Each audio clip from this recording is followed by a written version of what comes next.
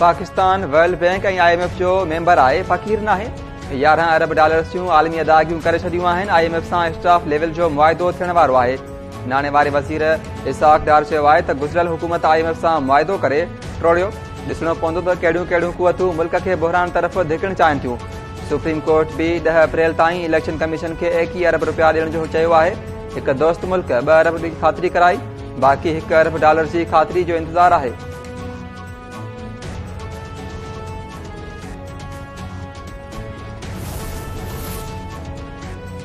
सदर आरिफ अलवी अदालती सुधारनि वारो बिल एतिराज़ लॻाए नज़रसानी लाइ पार्लियामेंट खे वापसि मोकिले छॾियो। सदर आरिफ अलवी चयो आहे त अदालती सुधारनि वारो बिल पार्लियामेंट जी अख़्तियारनि खां ॿाहिरि आहे। बिल क़ानूनी तौर ते अणपूरो हुअण सबबि अदालत में चैलेंज थी सघे थो। बिल ते पार्लियामेंट ॿीहर गौर करे।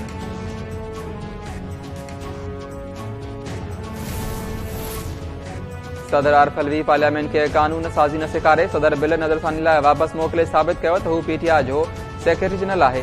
वफ़ाक़ी वज़ीर शरी रहमान चयो आहे त सदर पार्लियामेंट जे हर मामले खे PTI जी नज़र सां ॾिठो आहे।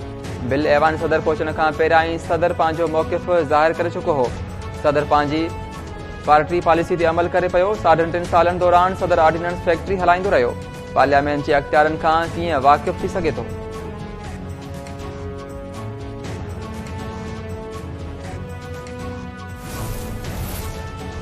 PTI हिकु भेरो ॿीहर हुकूमत खे इलेक्शन करण वारे मामले ते ॻाल्हियूं करण जी आश करे छॾी। फवाद चौधरी चयो आहे त इलेक्शन जा मामला तइ करण लाइ ॻाल्हियूं ई वाहिद रस्तो आहिनि। हुकूमत ऐं इस्टेब्लिशमेंट असां सां गॾु वेही चूंडुनि लाइ मामला तइ कनि।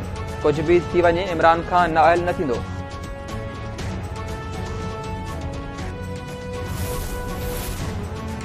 सुप्रीम कोर्ट में विर्श वाज़े तौर ते नज़र अची रही आहे। अदालत जो रुख हिकु सियासी जमात ॾांहुं नज़र अची रहियो आहे।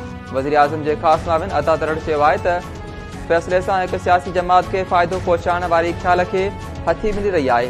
जस्टिस अतर मिनुल्लाह जो फ़ैसिलो बि वाज़े इशारा ॾेई रहियो आहे।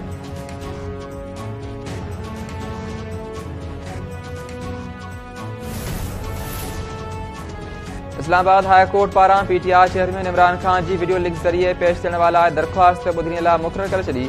चीफ जस्टिस आमिर फारूक 12 अप्रैल ते दरख़्वास्त ॿुधणी कंदो। घरू खाते IG ऐं ॿियनि खे नोटिस जारी। इस्लामाबाद जी मक़ामी अदालत तोशाखाना केस जी ॿुधणी 11 अप्रैल ताईं मुलतवी करे छॾी। तलबी बावजूद इमरान खान अदालत में पेश न थियो। PTI जे जूनियर वकील अदालत खे ॿुधायो त इमरान खान खे पेशीअ जो नोटिस नाहे मिलियो।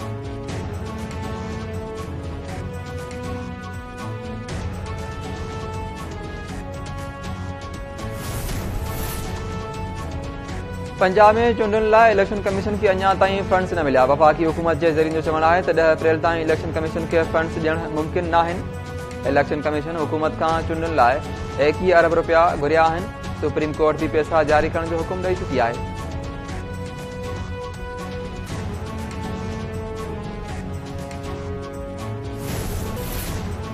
वज़ीर आज़म हाउस इस्लामाबाद में दाख़िल थियल शकी शख़्स गिरफ़्तार। कानून लागू थियल इदारनि शकी शख़्स खे हिरासत में वठी छॾियो। शकी शख़्स पाण खे अफ़गानिस्तान जो रिहायशी ॿुधाए रहियो आहे, जेको 3 ॾींहनि जे लगातार कोशिशुनि बाद PM हाउस में दाख़िल थियो। वधीक जांच जारी आहे।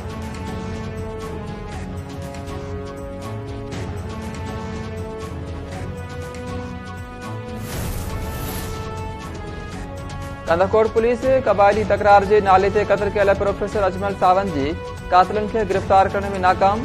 3 ॾींहं गुज़रण बावजूद पुलिस प्रोफेसर अजमल सावंत जो हिकु बि कातिल गिरफ़्तार न करे सघी।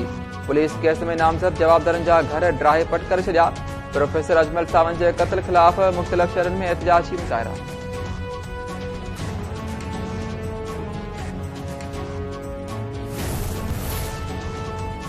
Karachi side super highway police जी जंजाल ॻोठ में कार्रवाई। 3 नौजवाननि ते तशदुद कंदड़ 8 खां वधीक जवाबदार गिरफ़्तार। जवाबदारनि गुज़िरियल ॾींहुं 3 नौजवाननि खे फोरू ॼाणाए यरगमाल बणाए तशदुद निशानो बणाए मरणी करे छॾियो।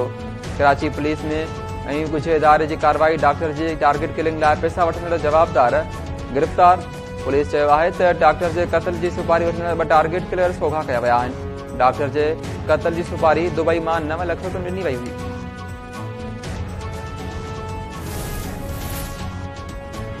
दादू में उमर बाब चांडो जे 3 घर वातियुनि जे क़त्ल केस जी ॿुधणी बिना कार्रवाई जे 15 अप्रैल ताईं मुलतवी। मॉडल क्रिमिनल कोर्ट में जवाबदार सत्तार चांडो जो वकील पेश न थियो। MPA सरदार चांडो ऐं MPA बुरहान खान चांडो अदालत में पेश थिया। जेल में कैद अॻूणे SHO करीम बख्श चांडो खे अदालत में आंदो वियो।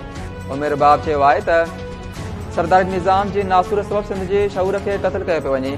देर सबब केस खे नुक़सान पहुची रहियो आहे। असांजे कुटुंब खे बि ख़तरो आहे।